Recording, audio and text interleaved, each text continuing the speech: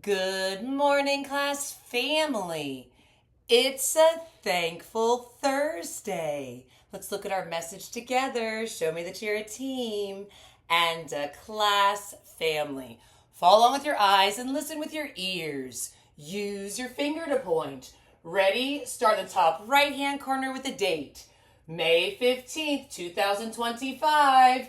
Dear class family, today is Thursday. We will learn a lot at school. First, we will learn about letters and sounds. Next, we will do literacy centers.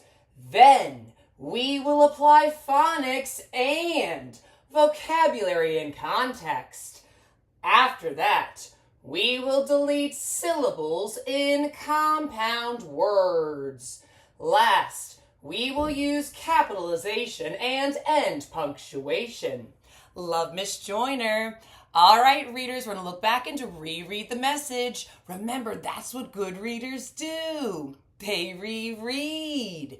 They do this so their brain can understand the words on the page. Use your finger to point. Start in the top right-hand corner with the date. I notice the month is spelled with a capital letter M, then A-Y. What does that say? You're right, it does say May. If you knew that, great job. Notice the capital letter M to start. Good writers and mathematicians capitalize the first letter of each month of the year because it's special and important. They also capitalize the first letter of each day of the week. Okay, readers, we're going to continue to reread from top to bottom and left to right. May 15th, 2025. Dear class family, today is Thursday. It is Thursday, and it's a thankful Thursday. We will learn a lot at school. Oh, that's true, class family, and we do that every single day. We're working on being a portrait of a graduate. We're practicing being a great communicator and collaborator by speaking clearly with our mouths and listening with our ears. That's what good communicators do. And each day at school, we're working hard learning how to be a strong listener. Remember, a strong listener uses their eyes for watching, ears for listening. Mouth is silent when someone else is speaking, and body is still in one place. Are you being a strong listener in kindergarten? All right, readers, at this time we're going to go through the transitional words and phrases that good readers and writers use to put the events of a story in order from beginning to end. Are you ready? Okay, say the words together. First, next, then. After that, last.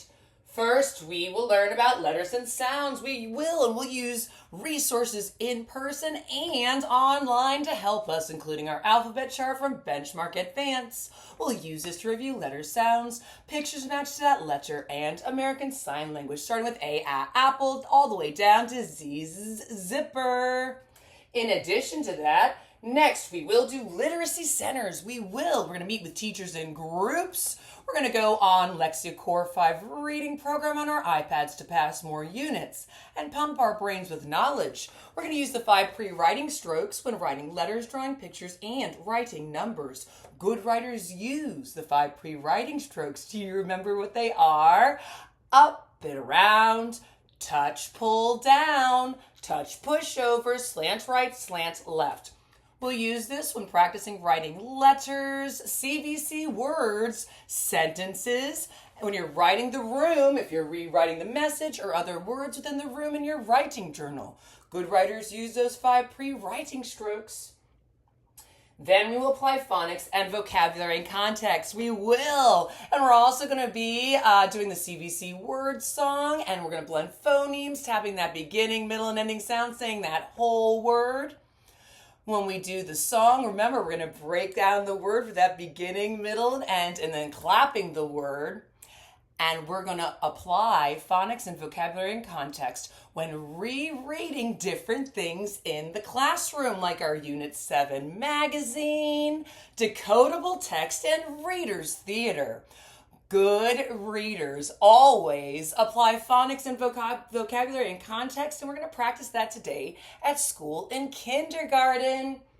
After that, we will delete syllables and compound words. Oh, we will. And remember, a compound word is two words smushed together to make one. We're going to figure out the compound word. We're going to figure out how many syllables. Then we're going to delete that first syllable and say what that remaining word is. For example, corn plus bread is cornbread. Delete the corn and you just have the bread.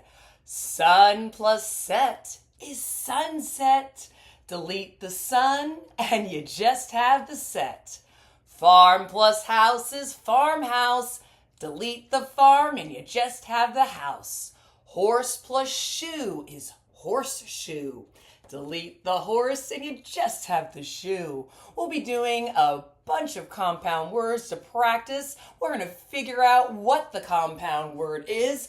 We're going to count how many syllables, delete that first syllable, and say what that remaining syllable is left behind. Last, we will use capitalization and end punctuation. We will, and that's what good writers do. Remember, good writers know that a sentence starts with a capital letter. A sentence tells a complete idea, has finger spaces between the words so the words don't smush together, and a punctuation mark at the end. We will be writing sentences, telling sentences today at school and kindergarten. We're going to do the parts of a sentence song with Jack Hartman to practice. We're also going to review the punctuation marks that good writers use and that we see within our message. Go ahead and say it in Skywrite. Period. At the end of telling sentences, statements, and abbreviations. Exclamation point, also called an exclamation mark. That's at the end of a sentence that shows strong feeling. Question mark at the end of question sentences, just like our question of the day. And comma. Good writers know where to put a comma. Looking back at our message, there's a comma after the number for the date, after the greeting, after transitional words and phrases. After our closing love, and good writers know to put a comma when listing more than a few things, including that sight word and. Good writers know where to use punctuation marks. We're going to have a fantastic day at school. Get your fans ready. Fantastic. Remember, all day long, you're going to practice being a great communicator. And today, we have a do you prefer question, and we'll do a T-chart of our answers. Do you prefer summer or winter? Why? So we'll have the choices, summer or winter. Think about your answer, and we will say, I prefer, and whatever your choice is, because, and share, and be a great communicator. Do you prefer summer or winter? Why?